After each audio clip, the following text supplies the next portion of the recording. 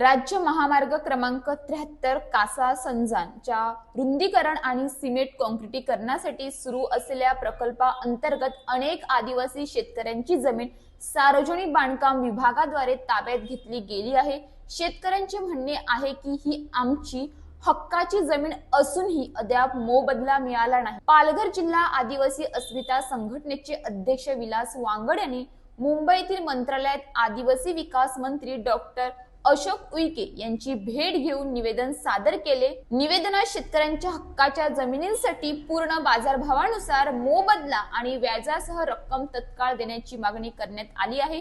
या प्रकल्पाची लांबी सुमारे 54 किमी असून तो महाराष्ट्र राज्य पायाभूत सुविधा विकास महामंडळाद्वारे EPC मोडमध्ये सुरू आहे। निवेदनात म्हटले आहे की भूसंपादन अधिनियमातील कलम 24(2) नुसार ताबा घेतल्यास मोबदला न दिल्यास अधिग्रहण अपूर्ण मानले जाईल। तसेच कलम 26 ते 30 नुसार बाजारभाव, बहुगुणक दर, सोलाटियम आणि व्याज देणे बंधनकारक आहे। मंत्री उईके यांनी निवेदनाची सकारात्मक नोंद घेतल्याचे जिल्हा अध्यक्षांनी सांगितले।